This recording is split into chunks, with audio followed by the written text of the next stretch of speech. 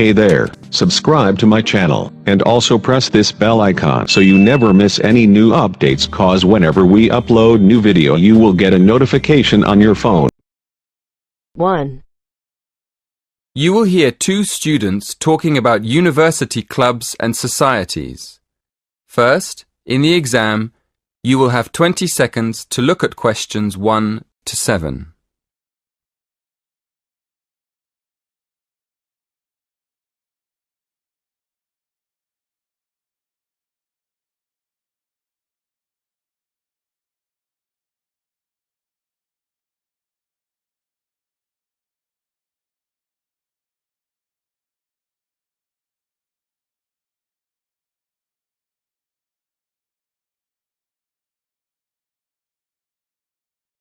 Listen carefully and answer questions 1 to 7. Hello, are you the person to ask about joining a club? Yes, I am. What would you like to know? Well, I'm interested in several things, but I'd like to know more about the different clubs and how much they cost. I'm looking for a small club that's not too expensive. Okay. Have a look at this table. You can see the names of the clubs, the fees, and the number of members. I'm afraid they aren't in any order. If you look at the top of the list, the first club is table tennis. That's one of our new clubs. Oh, right. So the table tennis club costs £20. That's quite expensive. Yes, it is a bit expensive. The cross-country cycling club is cheaper, though. Membership fees are only £15, but on the other hand, it's got 100 members. The film and drama club costs a lot, doesn't it? Yes, £50 is a lot, and that's probably why it only has 12 members.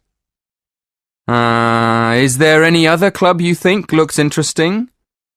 Look at the next one, street dance. Have you ever done any street dance? No, I haven't really. It's the cheapest. It only costs £5. Okay. Shall we start with your interests? What do you like doing best? Well, I like photography. I've got a professional camera, so I take it quite seriously. But I can't really imagine belonging to a club to take photographs. I usually go on long walks on my own and take photos. So I like photography, but I wouldn't want to join a club to do it. Okay. So what else do you like doing? Running? Oh no, not running. I like walking, but I hate running. I'm afraid the running club isn't for me, or the cycling club. And film and drama? No, it's far too expensive. But I do like yoga. I've practiced yoga on and off for years. How many members does the yoga club have? It's always a small group. A lot of people sign up at the beginning of term, but they stop going after a few weeks. So they're left with a few regular members every year. That sounds good. I think I'd like to join the yoga club. And what about the contemporary dance club? Is it expensive? Contemporary dance? No, it's not expensive. £10 for the term. Do you like dance? Well, I've never tried contemporary dance, but I do like jazz and tap dance. How often does the group meet? Before you hear the rest of the conversation, in the exam, you will have 20 seconds to look at questions 8 to 10.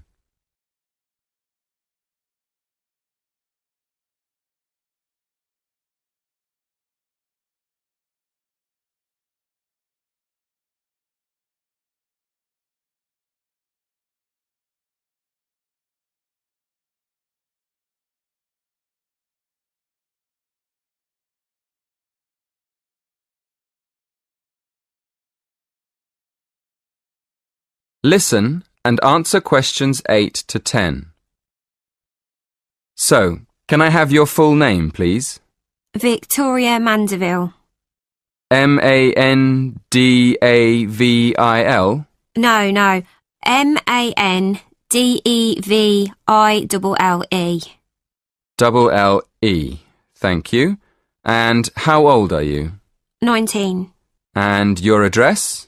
57, Bury Gardens, Atherton Park, Manchester, M46. How do you spell berry? B-E-R-R-Y? No, it's B-U-R-Y. Right, B-U-R-Y. And do you have a contact number? Yes, my mobile is 07942 573 279. 07942 573 279. Yes, that's right. Is that all? One more thing. Do you have an email address?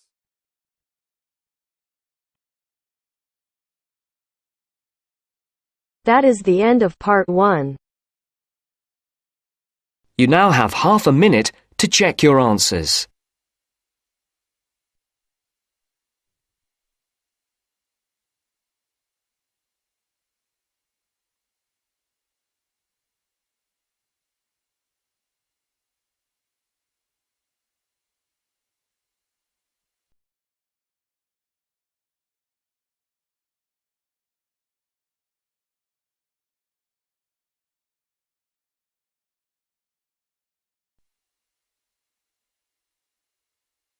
Now turns to part 2.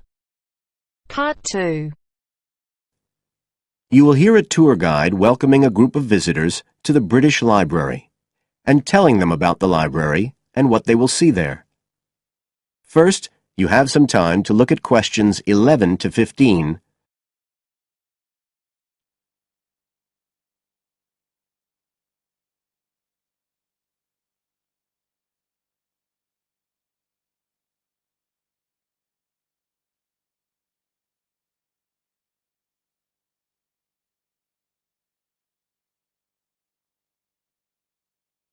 Now listen carefully and answer questions 11 to 15.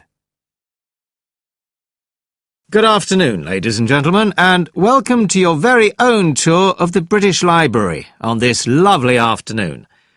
My name is Tony Walters, and I'm your guide for today. Could I please see your tickets for the guided tour? I'd also like to remind you that any tickets bought today do not include a visit to the reading rooms. I'm afraid we don't do visits on Fridays, or any weekday during working hours, so as not to disturb the readers. But if you do want to see those rooms, the only day there are tours is on Sundays. So, I don't want anyone to be disappointed about that today. OK? Thank you. Right, we'll start with a brief introduction. As many of you know, this is the United Kingdom's National Library, and you can see that this is a magnificent modern building. It was first designed by Sir Colin St. John Wilson in 1977, and inaugurated by Her Majesty the Queen more than 20 years later in 1998. As you can see, the size is immense, and the basements alone have 300 kilometres of shelving, and that's enough to hold about 12 million books. The total floor space here is 100,000 square metres, and, as I'll show you, the library houses a huge range of facilities and exhibition spaces. And it has 1,000 staff members based here in the building. So, you can appreciate the scale of our operation. In fact, this was the biggest publicly funded building constructed in the United Kingdom last century. It is still funded by the government as a national institution, of course, and it houses one of the most important collections in the world. The different items come from every continent and span almost 3,000 years. The library isn't a public library, though. You can't just come in and join and borrow any of the books. Access to the collections is limited to those involved in carrying out research. So it's really a huge reference library for that purpose, and anyone who wants to consult any materials that are kept here can formally apply to use the library reading rooms. You now have some time to look at questions 16 to 20.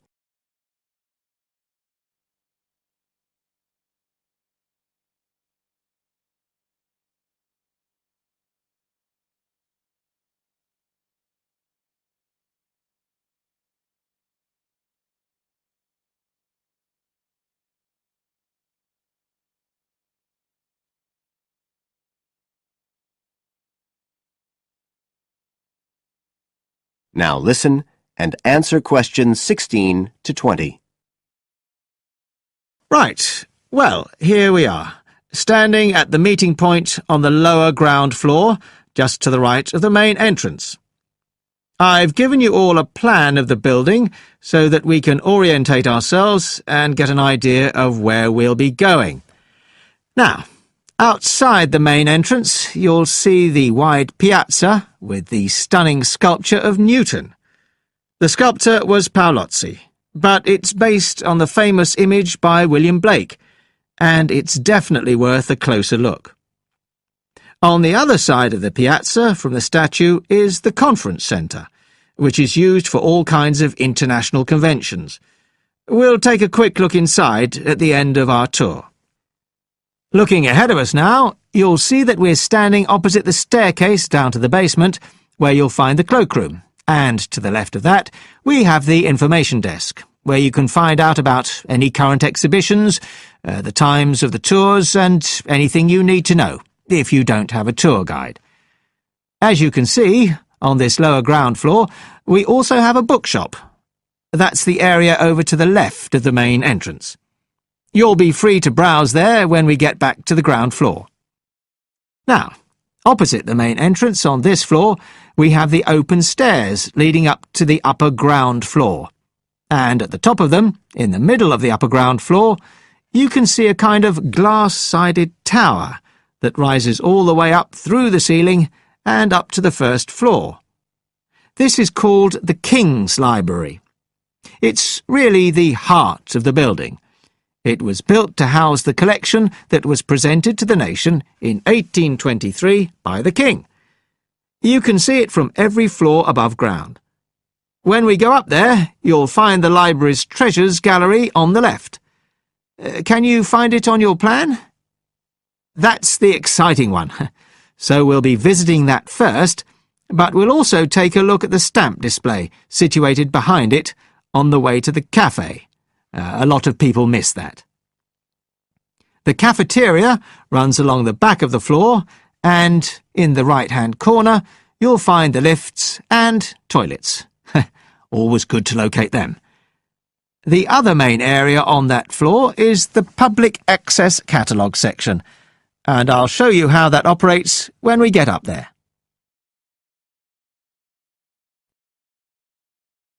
That is the end of part 2. You now have half a minute to check your answers.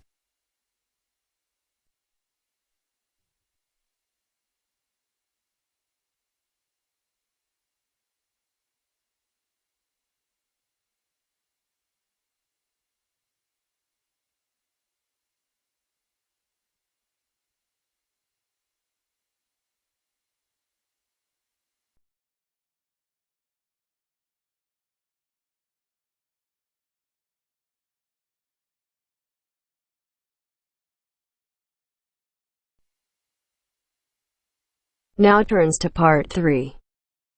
Part 3. You are going to hear a conversation between a student and a tutor. First, you have some time to look at questions 21 to 25.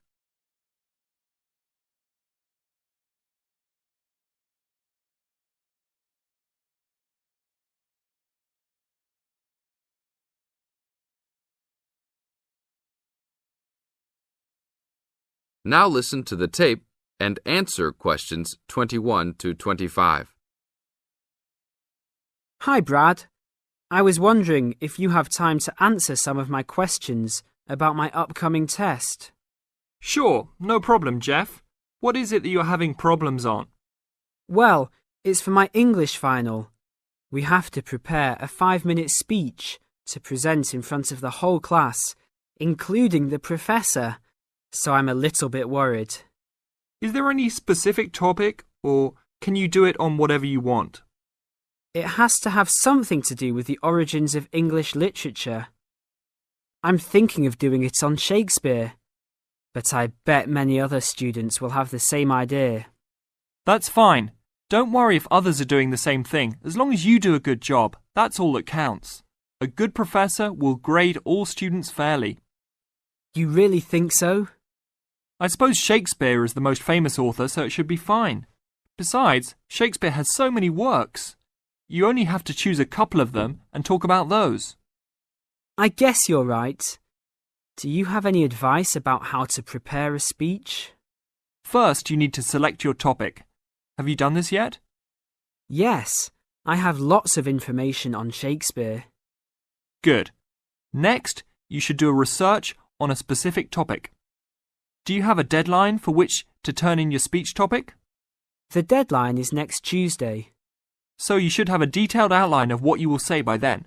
Do not just turn in a piece of paper saying Shakespeare on it. That will not give your professor any idea as to what you will be talking about. OK.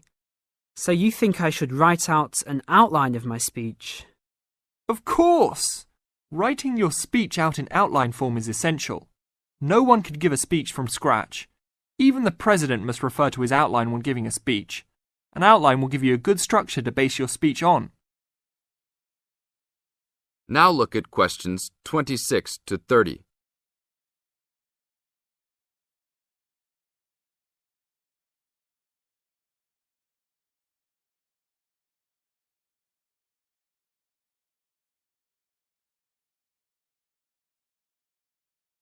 Now listen to the tape and answer questions 26 to 30.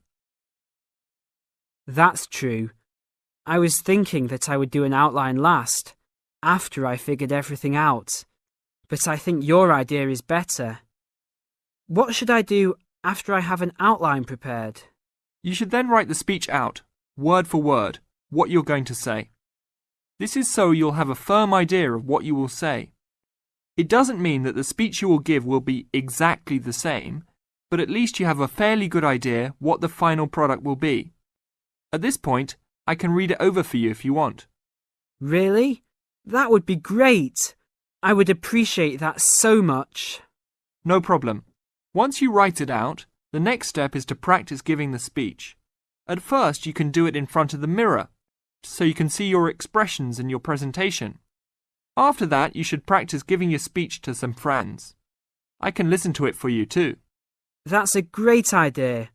I really owe you a big favour then. Sure, you can do my Latin homework for me. Just kidding. Seriously, don't worry about it. I can help you with anything you need. So when is the speech due? Well, the speech topic is due next Tuesday. The speech itself will be due next Friday. I can help you any time you want because I have no tests this next week. Besides, I'm an English major and Shakespeare's one of my favourite authors, so helping you out will be no big deal. Thanks so much. Well, I'm going to the library to get started on all this. I'll call you tomorrow. See you tomorrow then. That is the end of part 3. You now have half a minute to check your answers.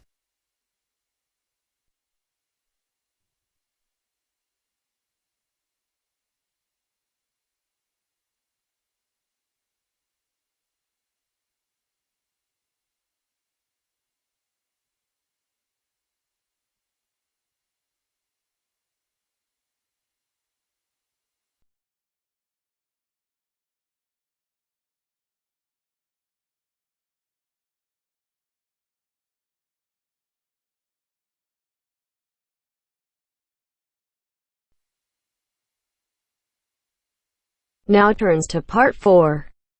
Part 4. You'll hear a lecture on MSG. First, you have some time to read questions 32 to 41.